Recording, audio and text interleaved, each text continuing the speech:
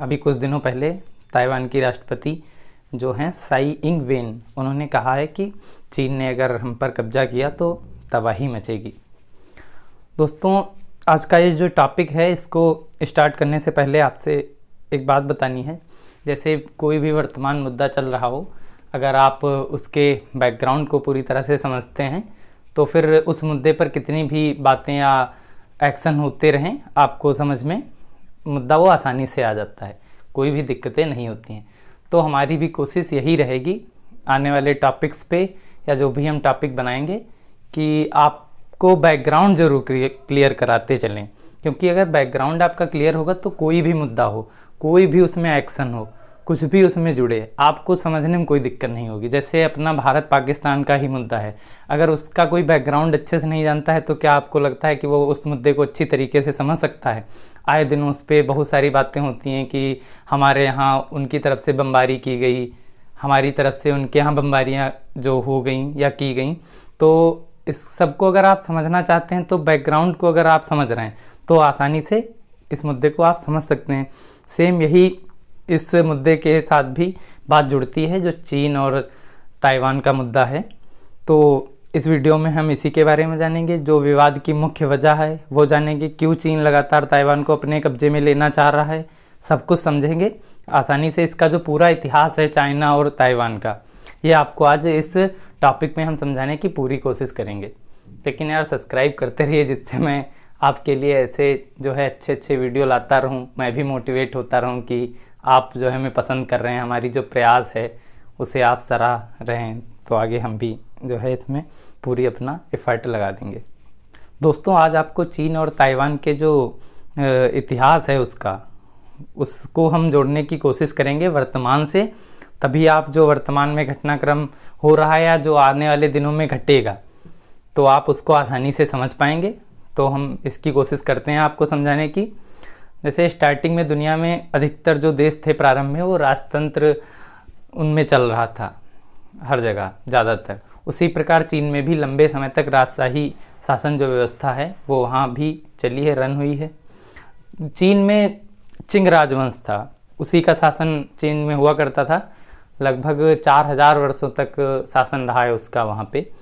लेकिन बदलाव कहाँ पर आता है चीन में, तो इसको आपको बताते हैं कि 1894 में चीन में जो चिंग राजवंश था उसकी जापान के साम्राज्य के बीच जो है फाइट होती है।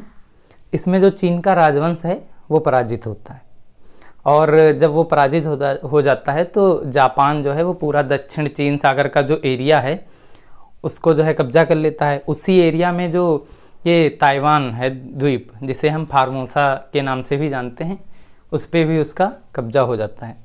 अब आप ये समझ रहे होंगे कि अगर किसी देश की जो भूमि या क्षेत्र होता है, अगर उस पर अन्य किसी का कब्जा हो जाता है तो फिर वह मुद्दा जनता की भावनाओं से बहुत आसानी से जुड़ जाता है। राष्ट्रवाद की जो लहर एक प्रकार से उठ जाती है। इन्हीं सब कारणों के साथ में यह प्रमुख कारण था कि चीन की जो जनता थी उसमें राजतंत्र के विरुद्ध विद्रोह की शुरुआत हो गई थी, और इस तरह 1912 तक चीन में जो साम्राज्यवाद का था वो अंत हो चुका था। जो चीन में राष्ट्रवादी कामितांग पार्टी, जिसे हम KMT के नाम से भी जानते हैं, उसकी सरकार बनी, और उसी समय चीन का नाम रिपब्लिक ऑफ चाइना कर दिया गया।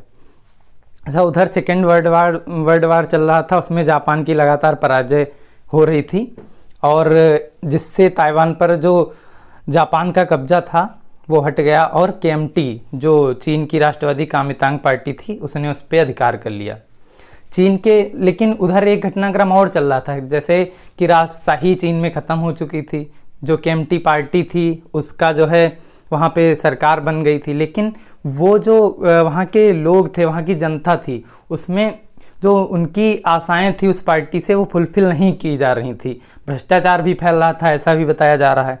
तो उसी के चलते जो KMT पार्टी है उसके भी विरुद्ध असंतोष जनता का लगातार फैल रहा था, और 1949 में जो चीन है वो पूर्णतः गृह युद्ध की चपेट में पहुंच गया था। ठीक है, अब आगे आपको बताते हैं जो माओ से तुंग थे, जो चीन की कम्युनिस्ट पार्टी को लीड कर रहे थे, उन्होंने जो चियांग काई शेक थे KMT पार्टी के मुखिया, उनको हराया और चीन पर अपना नियंत्रण स्थापित कर लिया। चियांग काई शेक अपनी KMT पार्टी के सदस्यों के साथ जब पराजित हुए तो ताइवान चले गए, क्योंकि उस समय जो कम्युनिस्ट पार्टी थी उनकी नौसेना क्षमता इतनी अच्छी नहीं थी कि वो ताइवान पर भी अधिकार उस समय तुरंत जमा पाते। तो उनको मौका मिला और KMT party Chiang Kai Shek में के नेतृत्व में उनके जो सदस्य थे वो ताइवान में चले गए और वहीं पे बस गए और अपनी वहाँ पे सरकार स्टेबल कर ली। अच्छा, सत्ता में आने के बाद जो कम्युनिस्ट पार्टी थी चीन की, उन्होंने चीन का नाम बदलकर पीपल्स रिपब्लिक ऑफ चाइना कर दिया, जिसे हम PRC के नाम से जानते हैं। तभी से लेकर आज तक चीन और ताइवान जो है वो आपस में भिड़े हुए हैं। चीन तभी से लेकर आज तक ताइवान को अपना भाग मानता है। यहीं से विवाद की जो मुख्य वजह है वो आप समझ सकते हैं कि तब से लेकर आज तक कैसे चीन और ताइवान के बीच में वो विवाद चल रहा है। अच्छा, 1980 में दोनों के जो संबंध थे चीन और ताइवान में, उनमें सुधार होने के कुछ प्रयास भी किए गए। चीन ने कहा कि आप अगर एक देश दो प्रणाली सिद्धांत को मानते हैं तो हम आपको स्वायत्तता देंगे। जैसे चीन का मानना था कि अगर ताइवान अपना विलय चीन में कर लेता है तो वो ताइवान को स्वायत्तता देगा, वहाँ पर उससे सरकार अपनी स्टेबल करने की आज़ादी होगी और सारी बहुत चीज़ें चीन ने कहा था। लेकिन ताइवान ने उसको जो है एक्सेप्ट नहीं किया, उसको जो है स्वीकार कर दिया। जैसे आप आज देख ही रहे होंगे कि चीन जो एक देश दो प्रणाली चला रहा है उसमें हांगकांग भी आ रहा था, जिस पे आज वो कैसे अपना दमन कर रहा है। शायद इसी सबको समझते हुए ताइवान ने ये बात उनकी नहीं मानी थी।